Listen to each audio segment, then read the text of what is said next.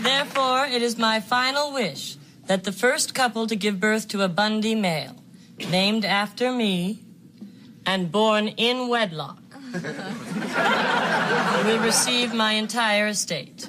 That sum being $500,000. Let's rock.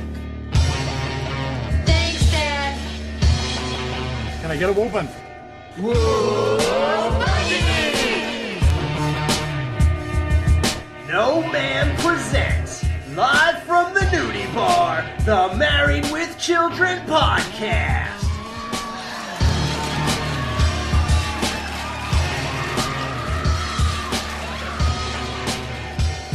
And here are your hosts, Dan, Jamie, and Al. Oh, man, I'm tired. My name is Al. Hey, I remember these. Tasty, crunchy, good for snacking right out of the box. Hi, I'm Jamie, and I guess it's Buenos Nachos to Uncle Stymie. And I was Dan Chase. Well, you gotta X him out of the book, Jamie. He is no longer. We are reviewing And Baby Makes Money, Season 5, Episode 11. Director Jerry Cohen, writers Art Everett, Michael Moy. Al and Peggy stand to inherit a fortune by producing another Bundy baby. Wow. And we just got, like Dan, we talked about last week. Oh, and welcome back, Jamie. Yeah, welcome back, Jamie. Thank you. We missed you so much. I missed you guys.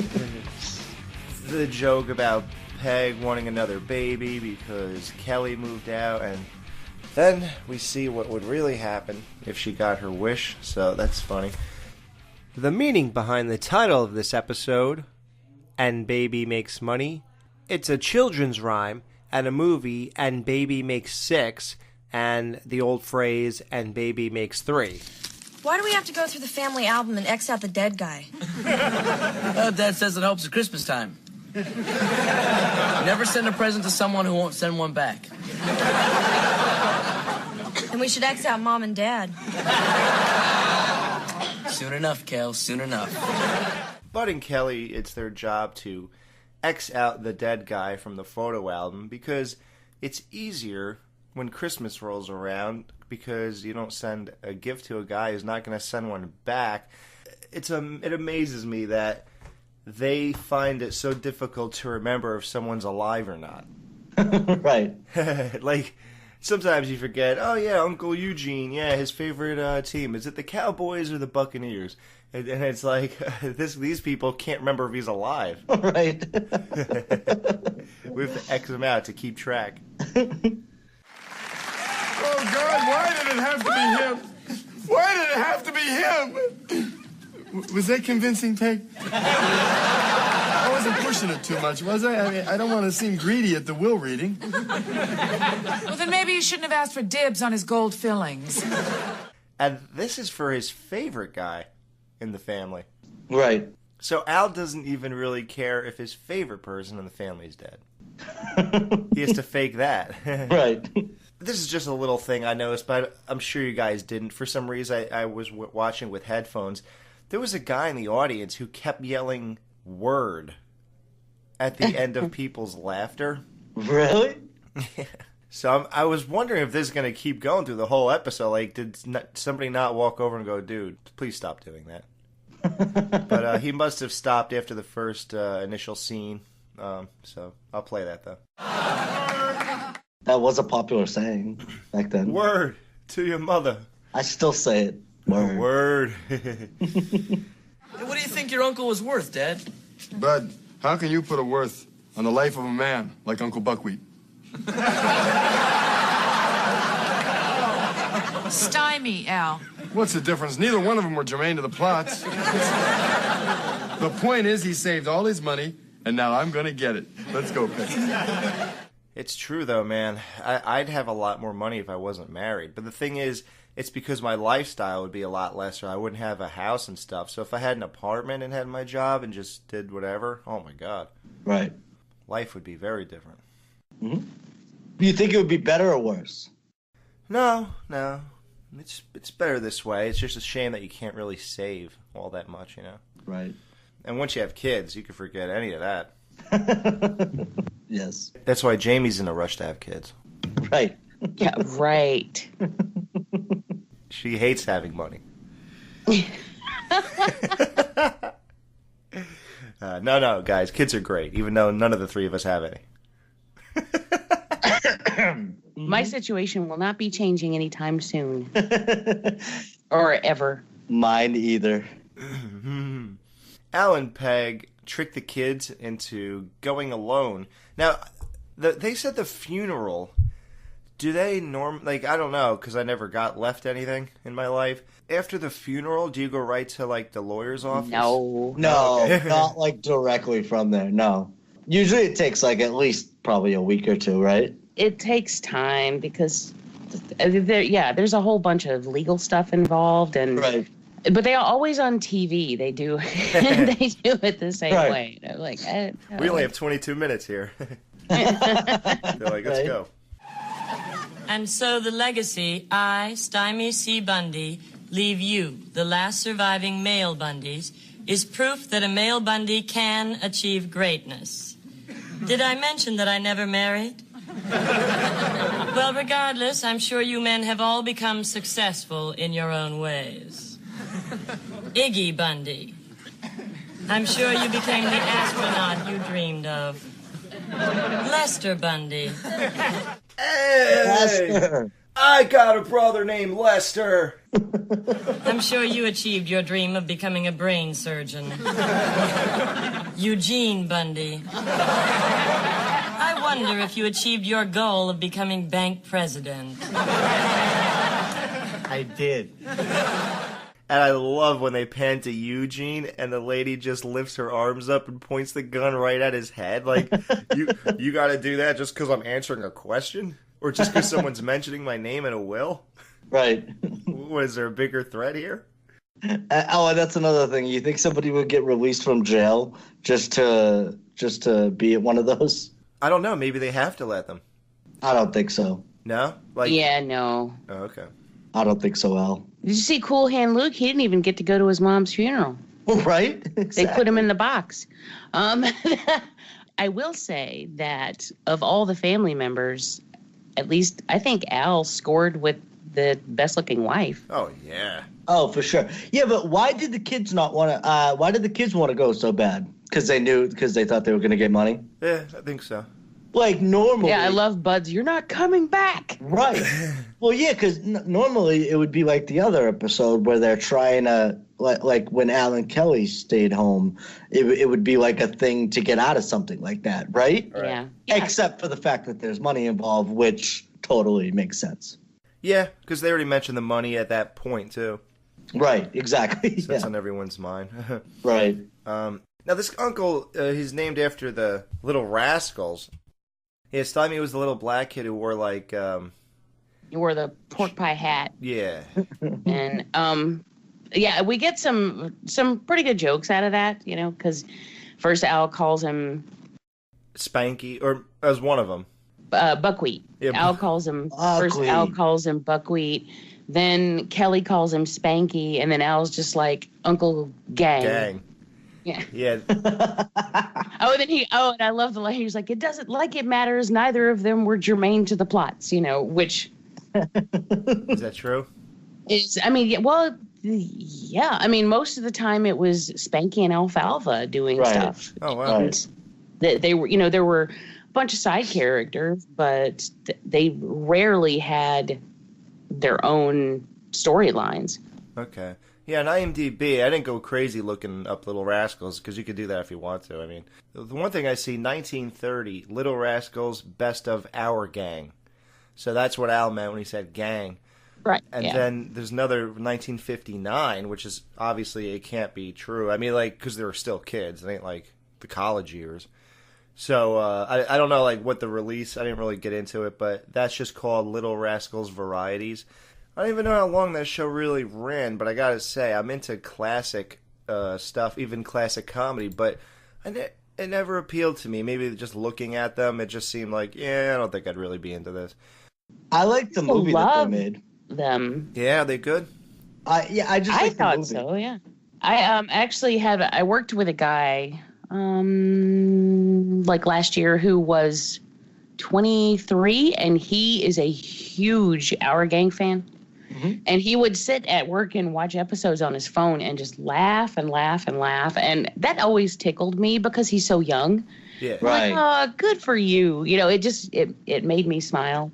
Yeah. Check out one of my favorite, like I think is one of the funniest episodes is the Wild Man of Borneo episode. I would say if you've never watched any of those, anybody out there, that one's on YouTube. Just check that one out because I think it's one of the funniest episodes. It cracks me up, like to no end. But anyway, yeah, that was that and Three Stooges. I always loved Little Rascals, Our Gang, and Three. Funny you said that. That's what I was just going to bring up because that is the closest thing to these guys I ever really attempted to get into. And I know I could have done it for free on YouTube, but I went out and I bought like 3 of their volumes because at that time they were like selling these volume packs of the Three Stooges. And I'm pretty sure I watched all the golden years, quote unquote, of them. And I got to say, like, they were watchable and I got in the mode and stuff, but it wasn't super engaging to me, or it just wasn't funny enough or something enough. And it's weird because I love Abbott and Costello. Like, that's my favorite probably comedy ever. All their stuff is just so, the timing is just perfection and their acting is so good and they have pretty strong plots and things like that. So that really appeals to me, but for some reason I couldn't get into the Three Stooges the way I really thought I would. Right. I think that I like the idea of them. I like the way they look. I like the time it was done in. And I love the violence and stuff, but I don't know. Just like something is missing that clicks with me. It didn't for some reason. It's extremely mindless, and I think that everybody's different, but for me, it works best as like background noise. Like, for instance, they show it I believe this is correct because I used to watch The Walking Dead every week, and the next morning they would show it on AMC, like early morning before I would go to work. So like getting up, getting ready to go to work or whatever, I'd have it on in the background. And it's so stupid. Like, I can't see me sitting down and focusing in on it, but at the same time, like, glancing at it, and just because it's nonstop, like, physical comedy, just stupid stuff, it is entertaining on that level. But I think you're right. Like, further than that, I don't see myself getting into it. Maybe that's a personal preference thing, but to me, it's just kind of stupid. And I'll be honest with you, even though, you know, the setup is a little different every episode, they're pretty much more or less a one-trick pony, right? That's true. But I even went to see the Three Stooges movie a few years ago. Like, remember that? Like in the theater. Who was in that, Jamie? Who played? Oh, was it? No, not Jim Carrey. Will Sasso. Okay. Right? Wasn't he like the bald one? I don't know. Yeah, I saw that movie and I was mildly into that. But even wasn't that the Farrelly brothers that did that? Yeah, something about Mary. like that. Yeah. Okay. Yep. It was pretty good. It was all right. All right. It was a really good tribute, but whatever. Right. And last, and most certainly least, Al Bundy. Al, get your hands out of your pants. You never really had a dream, but I only hope you had the sense to dump that wild redhead who stole my wallet.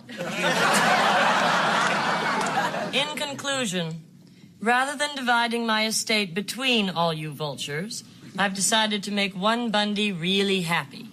If it's you, Al, I really love you. If it's me, I don't even know you.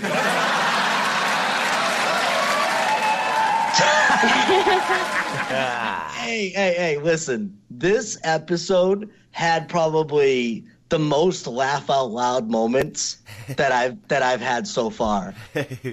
Like, when me and my girlfriend were watching this, we were dying laughing, and that was one of them. We were just cracking up at this episode. This episode is really funny. Yeah, that's the best line, though. Like, and I love that blankness behind Peg's. Like, she's just like, if it's you, Al, I really love you. Number one, you're so sarcastic but you're saying it as if you're not.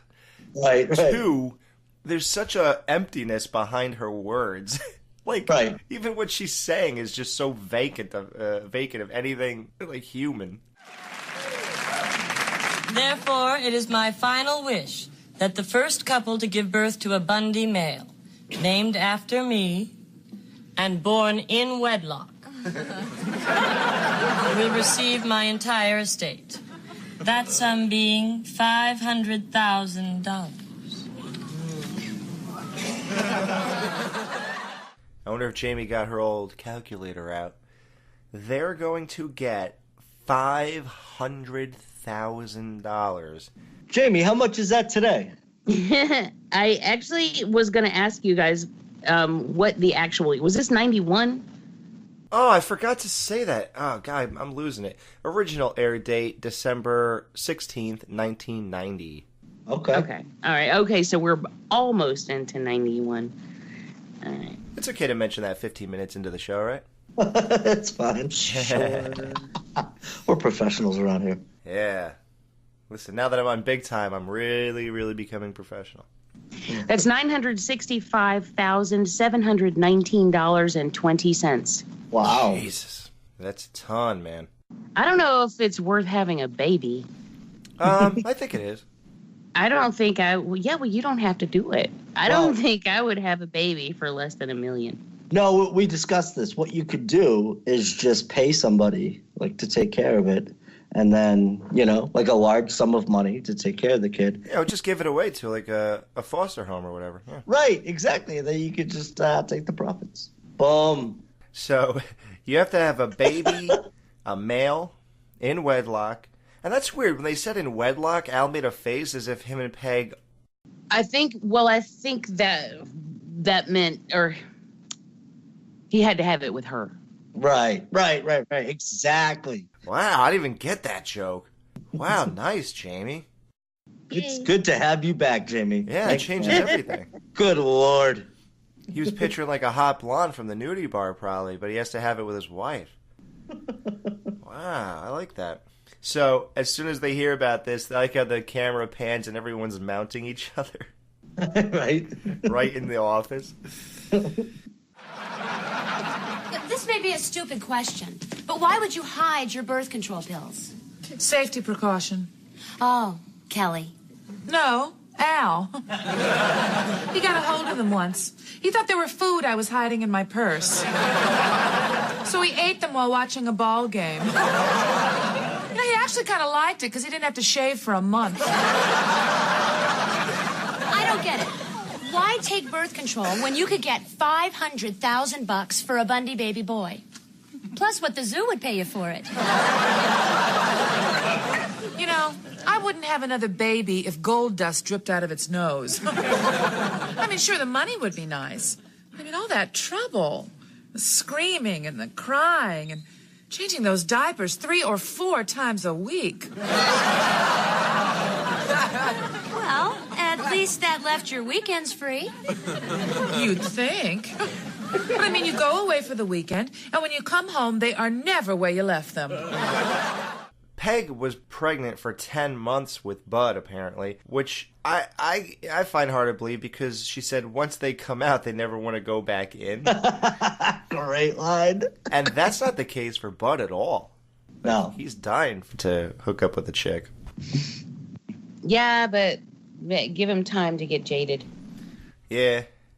Well, we'll never see that, Jamie, because no one's apparently interested in the Married with Grandchildren show. Except us. And everybody listening. And everybody that you mention it to. Right. Like, so many people are like, yeah, that show was great. They should bring it back. Meanwhile, they haven't watched an episode in 15 years. But Right. Well, and you know what else that dawned upon me the other day is a lot of people say that they want something, but then when they get it, like the response is just crickets. I remember, like for instance, the reason that made me think of that is that movie, The Incredibles 2. Remember how much people wanted that movie? Like people wanted a sequel so bad, and then I just saw like it came out like a while ago. I was like, "What do you mean?" I was like, "I never even heard of it." yeah, nobody mentioned a word. Exactly, like you wanted it that bad, huh? By the way, where is the stallion?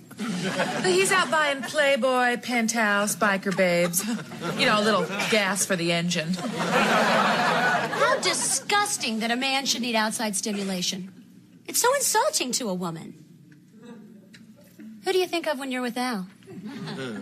James Bond. All of them. How about you? Oh, I like to keep my fantasies simple. It starts with me in a really tight, short dress at the end of a bar. At the other end, they're greasing up Mike Tyson. He's shadow boxing and starting to sweat. Then the scene changes. It's now Madison Square Garden. A smoky crowd throbs with anticipation. Go, Marcy, they buzz. Tyson turns into George Foreman, who eyes me like a basket of muffins. Who the hell would fantasize about making love to George Foreman? Well, he's got 5 kids, so somebody did. And they all named George. Or 8 kids. How many kids? It's 5, right? Or maybe it's 6. I don't know. Oh, there's like 43 now. Did you guys have a George Foreman grill? Oh, yeah. Yeah. Whatever happened to those? Those were so awesome and efficient. I still have. You still do? have mine. Yeah. Do you use it? Yeah. Oh. Because sometimes it's too damn cold in Michigan to go outside. So I'll grill burgers and stuff in here, or sometimes I'll make grilled chicken if Brian doesn't feel like cranking up the grill outside. So. Oh, and by the way, Married with Children, the entire series, is coming to Hulu soon in November. Yep. Next month, guys. That's awesome. Oh, and happy Halloween, by the way. Oh, yeah. Can you believe we're here? Halloween. Ookie. We're still doing this show for you guys. Now, what did it mean when Marcy wrapped it up with Take Me Mandingo?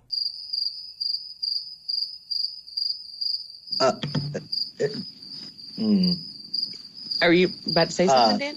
No. Oh, yes, you were. No, I'm good. I'm good. Take it away, Jamie. You just don't want to. Oh, why? Is this bad? I'm not touching it. Really? Yeah, I mean, it's a little bit racist. Really? Very much so. Yeah. Okay, wait, let me look this up. A Louisiana plantation owner son has an affair with a slave. Oh my God, and he's not the only one. Yeah, I don't want to touch this. Yeah, I would. I mean, you know what? You're probably going to get nailed if you don't at least mention it. So what I would say is, like, you know, Marcy makes a Mandingo reference. Look that up. You're on your own. I'm not. Right. Exactly. Well, this is all live, so I'm just leaving it in there. Oh, and well, I did want to get into Mike Tyson for a second. At this point, he was not in rape trouble yet. So that's why. Is he in wife-beating trouble yet? I didn't see anything about prison or anything before 1991. Because when was it that he beat the crap out of, or that she claimed, Robin Givens? I want to say like 93, 94, right? That's okay. Yeah, that seems about right. Something. Yeah. Tyson was arrested in July 1991 for the rape of an 18-year-old Desiree Washington. Now, that may or may not have happened, but I don't believe that he raped Robin Givens. I think she was probably lying about that.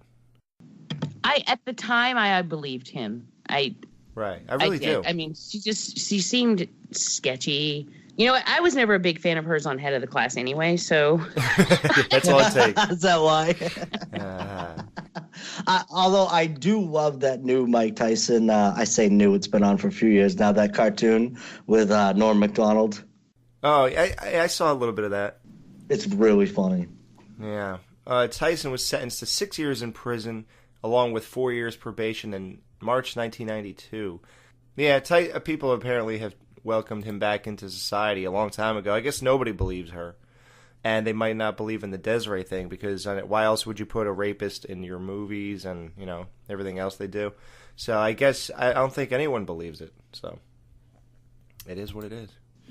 I'd be interested to see how people would approach that now, because the way things go now, you're pretty much convicted without any. I mean, like what just happened to Chris Hardwick a while ago. Right. I was so pissed about that. I was so pissed. And then like all this stuff. I mean, because immediately people are like, "Fuck Chris Hardwick."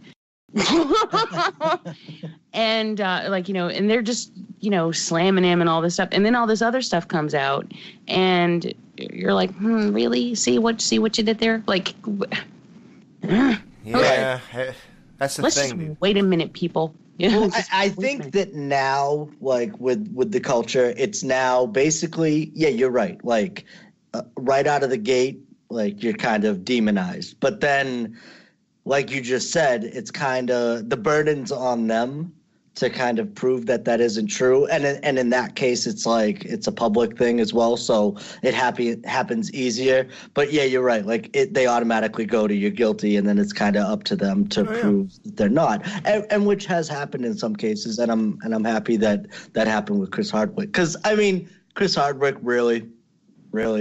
But wait, let's get to this girl real quick. I kind of glossed over the lawyer.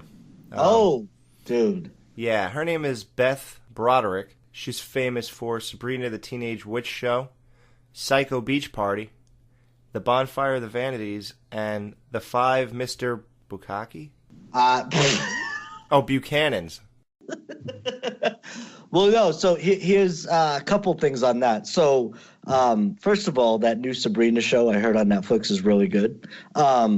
And I've been watching, since it's Halloween, we've been watching all the sitcoms. Home Improvement, Roseanne, all the Halloween episodes, and we've been going through all the Sabrina ones as well. So I just watched her last night, like 3 episodes with her on it last night, and then she was on today. Wow. On the show. Well, I believe I'm looking at her naked right now. Oh. It's a 2011 thing called Bad Actress. She was naked in Bad Actress. Her name was Alyssa Rampart Pillage. Al comes home with all these magazines after Marcy's fantasy there, and he has Playpen. Like, they said Playboy, and they said Penthouse, and then a biker chick's magazine, but he actually has a Playpen instead. I thought the biker chicks was funny because of Peg. Oh, yeah, wow. Mm-hmm. Let's go, baby. Well, what's wrong, honey? Marcy looked at me. I might be shot for the night. I need some incentive. Incentive. Okay. We're in a boxing ring. You're George Foreman, and I'm Oh, no. That's my incentive. Okay, you want me to run upstairs and put on a garter belt? How about my short pink teddy? But you're not helping me, Peg. I need some real incentive. Okay, honey, I got it. Now just picture this. You're sitting on the couch in front of a big screen TV. 40-inch? I wish. What?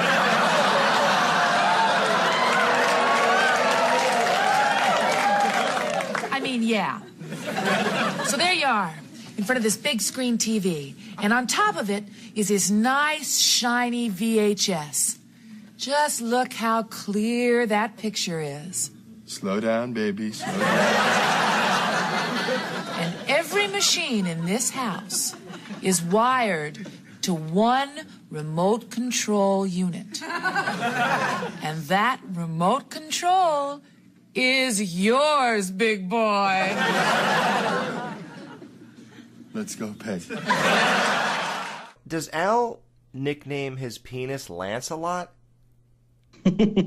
Like, you know how Steve called his Mr. Mike? Is that the guy with the big stick on the horse? Is that why he's Lancelot? Well, that is a lance. Sir Mix-a-Lot. Or Sir Lancelot du Lac, alternatively also written as Lancelot and other spellings, is one of the knights of the Round Table in the Arthurian legend. Well, he's a knight. Yeah, so I guess he just lifts up the lance. Yeah, knight's joust. Yes, I could see why he'd call it that, but I would never do that. And apparently Siri is our new co-host. Thanks, Siri. We got things to do, eyes to blindfold, and babies to make. You know, it may not work the first time, honey. I don't care. If it takes 1,000,000 tries and 1,000,000 tears, that young'un shall be yours. And that money shall be mine. Come on, babe. Let's go die a little.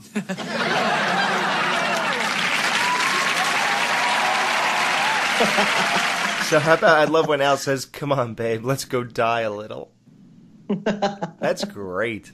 How are you calculating sex points for this episode? Oh, I was thinking about that. And like, I mean, you got to do one for every calendar flip? Right? And those or 9 months worth? Know about, right. Could we just say Peg won this year and just stop counting? But we are going to do an overall one, too. Now, you would say, but does Al win because he wants to do this to get the money, so every time he does it, that's an accomplishment. But Al does not know that there is no accomplishment. Mm-hmm. So he's just losing even regardless, even if he thought he was doing something. Yeah, he's not doing it for pleasure. Right. Right. We need a lawyer. Let's go back into that room where everyone's mounting each other. Talk to her about it. Exactly. Yeah. To test for pregnancy, mix sample A with reagent B. What's reagent B? Hi, Daddy. What you doing? Nothing you need to know about, honey. Oh, a home pregnancy test. Let me show you. Now, you just fill the dropper to the line, and then shake the mix with the anti-HCG conjugate. Put it back into the stand. Add the litmus key. And if the test area, not the control area, turns blue, then you have a positive reading.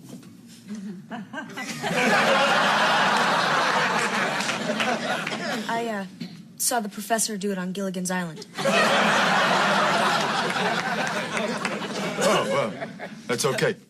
But there's that side of Kelly again. Yeah, and she even knows all the chemical names. She knows litmus paper that knows if it's an acid or a base. When she's going through all the stuff and she's just like dropping knowledge, Lacey just looks at me and nods and she goes, "'Cause she's a hoe." I don't say that about my Kelly. That's my pumpkin. Oh. Yeah, but yeah, she knew everything. It's but you know, we try to ignore that here at the Married with Children podcast. Any Bundys get pregnant yet? Nope. Good. I still got a shot. Just can't believe the babes haven't been calling, though. I mean, I'm offering me and $500,000. I mean, I'll even marry the broad. What more could a girl want? A spine-crushing accident? A bald spot? A weekend in Des Moines with Orville Redenbacher and his really cool grandson? Man, I would have parlayed this into a tear that would have gone down as legend in my high school. Yeah? And don't forget, it's really $975,000. Mm-hmm. So imagine you tell these girls that, even if you just had that, you'd probably get to hook up with them. Girls will do that now, just for like food stamps. You need to stop hanging around Lynn. Try our layaway program for our people in Lynn. A layaway. I drove through Lynn the other day. I was like, don't stop, put up the windows. Roll them up. What'd you guys think of the montage of he works hard for the money? I loved it. And they changed it to he, right? Yes. Yeah. Oh, they did? If the DJ plays that song while we take our much-needed break, it would have to be this version, because otherwise it's a false play. Our much-needed break. I really need a break, so we have to get the DJ to play a little music. It's time for No Man to take a little break in the jiggly room. I'm the DJ, and I'm gonna play a little bit of music that was on this week's episode of Married with Children.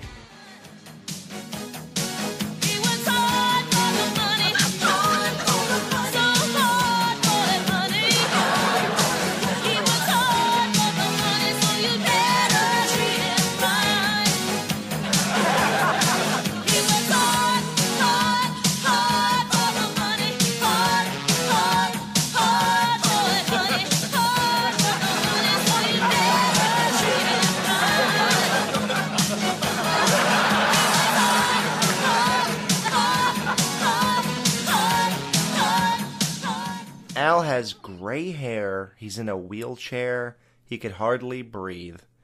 It's been 9 months of sex. I don't know if they're doing it every day.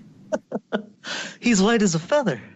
What we could do is just give Peg 30 times 9 sex points, right?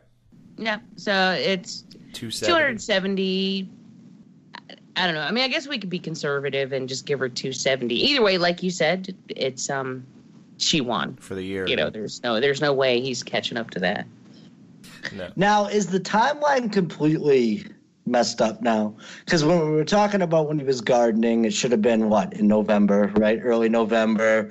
9 months would be, and then there's obviously some episodes after that, so that would take us where? Like, all the way to September again? Oh, that's right. I mean, they basically skipped Christmas. But here's something that I always contemplated with could be a possibility of what some shows do. So when they jump ahead 9 months, right, and play out that whole scenario, maybe the episode after this one kind of goes back in the timeline. Like they jumped ahead, you know? Right, to show us this, but while we're watching all the rest of the episodes of this season, what we're not seeing is the stuff when Al goes upstairs to try to have a kid with Peg. Right, right. And does that mean Marcy's single this whole time too? Like Yeah, for another right. year? Oh, yeah, because she actually stops being single next week. Right. So what you're saying, right? Jefferson could be here when Al has gray hair. Right. That's what. Yeah. Yeah. Yep. It's possible.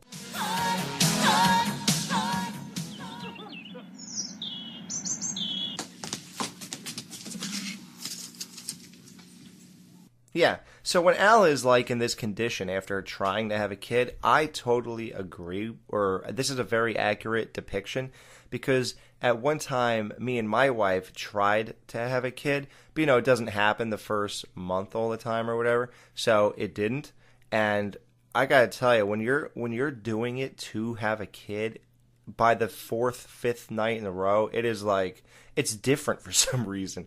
It's almost not as fun as it was. It's like work? Yeah, I swear to God, dude, I never thought that would happen, because my old joke was, do you love kids? Oh yeah, I love making them, you know, things like that. So I swear to God, when you actually have to do this because she's ovulating or whatever, oh my God, it almost, you literally go up the stairs the way Al did, where you hold on to the banister. I'm telling you. It's true. This was really accurate. So I can't imagine 9 months of this. I swear to God, I'd look just like this. Alex has that same walk after editing the podcast. episodes of Married with Children. So, like, when I looked at this, it just reminded me. I was like, yeah, wow, that was like that. Huh. And I'm going to have to do it again pretty soon. So, yeah, 9 months later, here we are. And Al does this thing where he just keeps, like, bringing Kelly down to him so he could whisper in her ear, and nothing he's saying is any of the words that she repeats. No, not That's at all. Best. Al, honey, my temperature is higher than it's ever been. Daddy said he can't do it anymore. You're killing him. Oh, come on, Al. Just one more time. You'll never have to do it again. Daddy says that he can snardly heave. Hardly breathe. Al, it's $500,000. You could get cable with that kind of money. He says, let's boogie.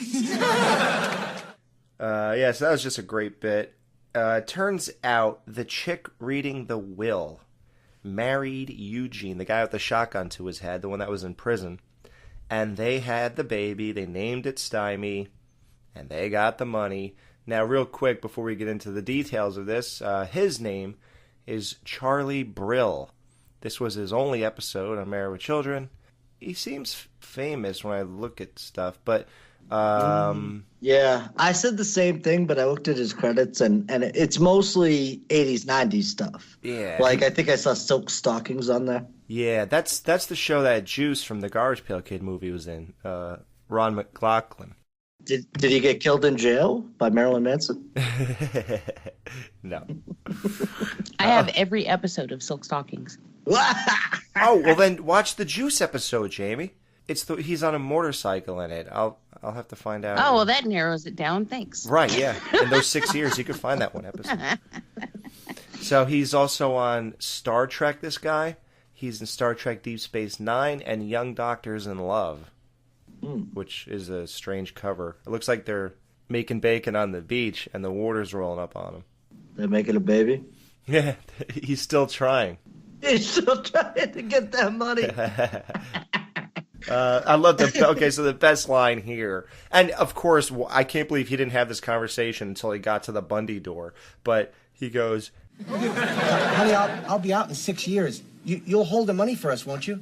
Of course, darling. Now just don't get shot trying to escape or something. Then what would I do?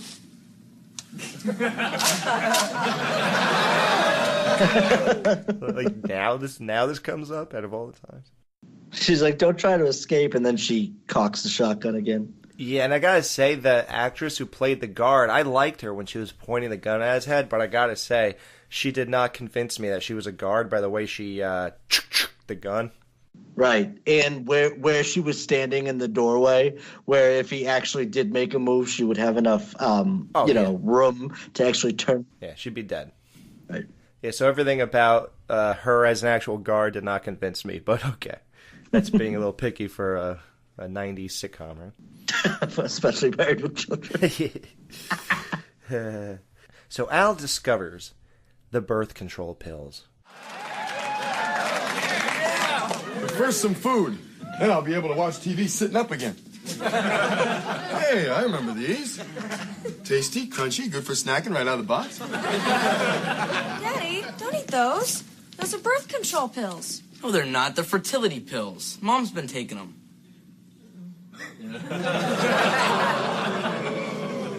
Al, I'm waiting. Leave me. Dad. Leave me.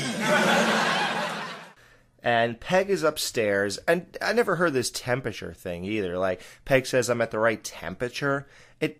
We didn't do anything like that. What temperature? Well, maybe that's why it's not been working for you. You're doing it all wrong. I'm doing it wrong. Get a thermometer, Alex. Get with the program. You know what? Tiffany knows, she's just not telling you. Oh, okay. Yeah, she just wants to keep doing it so I could turn it out. Don't tell me you put a thermometer where I'm wondering, right? Like, No. It's hoping. body temperature, So So aren't you supposed to be 98.6 though? yeah, but when you're ovulating, the temperature fluctuates. So Oh, okay.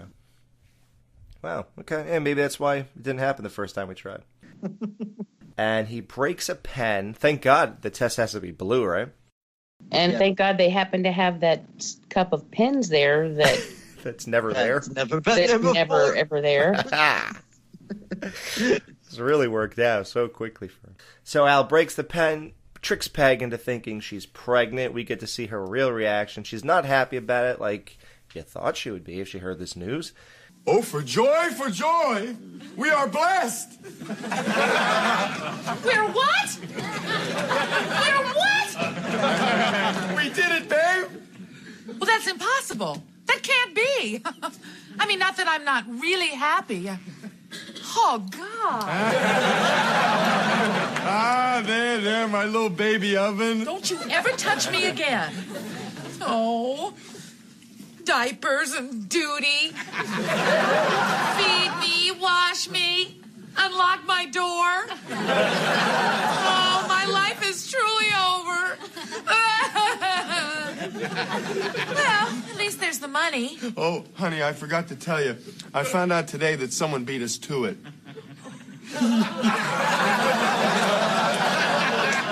But, honey, why should we worry? We have a love child on the way.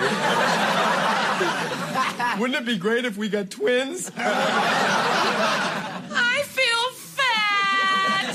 Oh, honey, that means just more you to love. Like 100 pounds.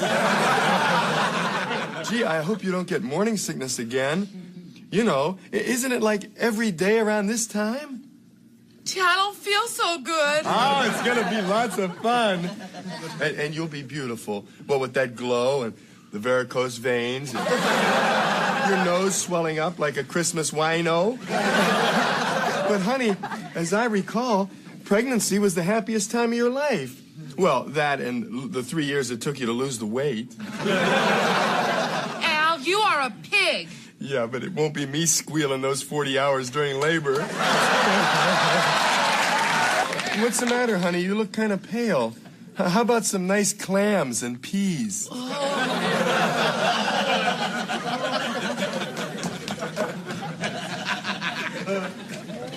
Yeah, tomorrow I'll shrink all her clothes.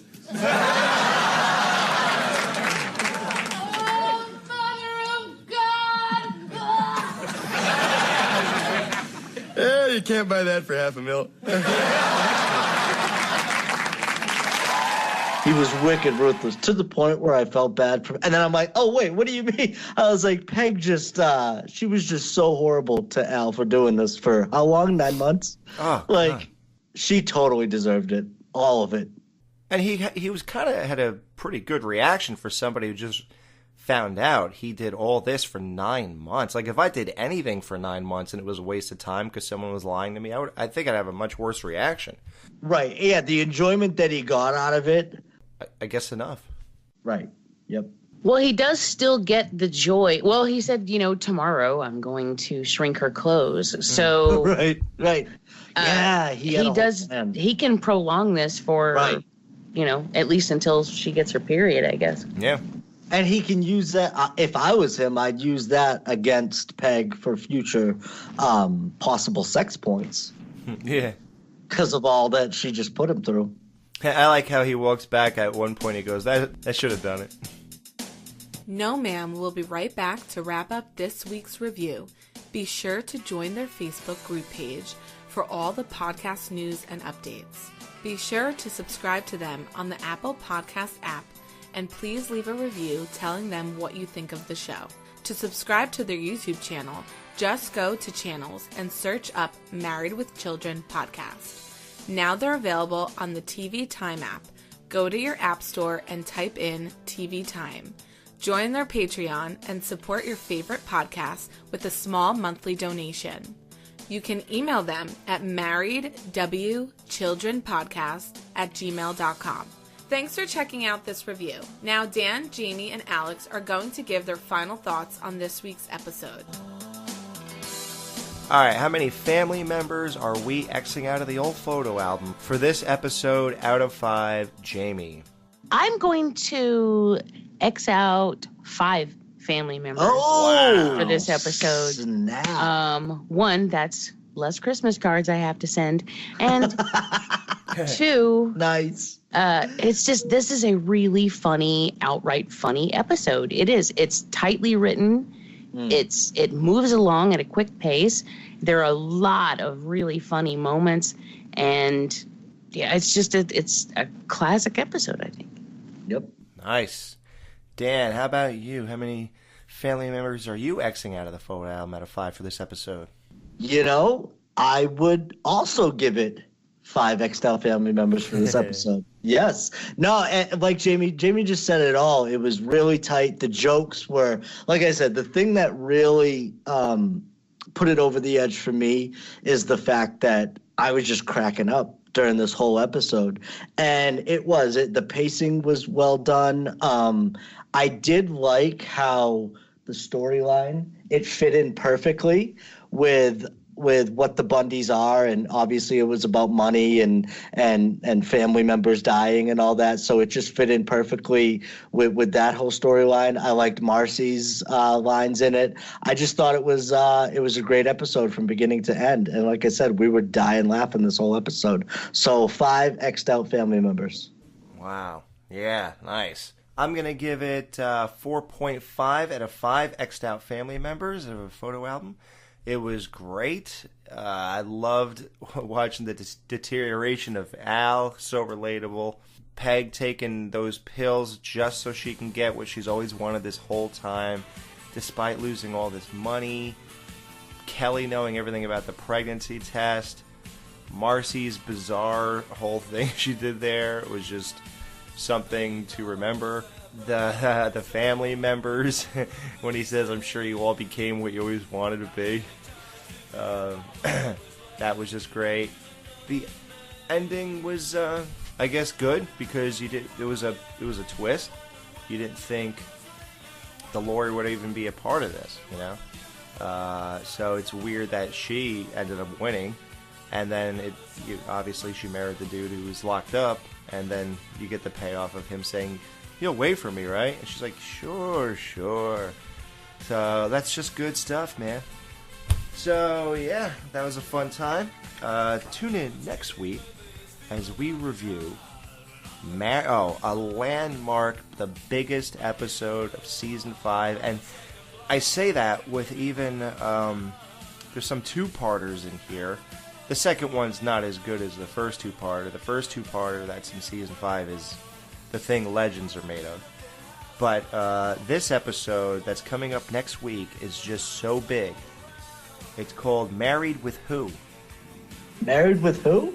Marcy wakes up to discover a man in her bed and a wedding ring on her finger. Uh-oh. So the great times, Dan, that we have admired of Marcy's wild single life are a thing of the past. You know what's funny, though? You've been saying similar things about every episode. At the end of every episode about the next one, practically this whole season. Like, Season 5 is strong. Yeah, I keep building up the next, so they're always, yeah, you're right, I've done that a lot. Yep. And as we go along, I don't know, man, like, I think this is definitely, I mean, we'll have to go over this at the end of the whole run, but this is probably the strongest season, I think. Yeah, hey, it's part of the golden years, so yeah. We'll see. Not hard to believe. So, yeah, guys, tune in next week for the big episode where we meet Jefferson Darcy. Wow, this is going to be big. Yay!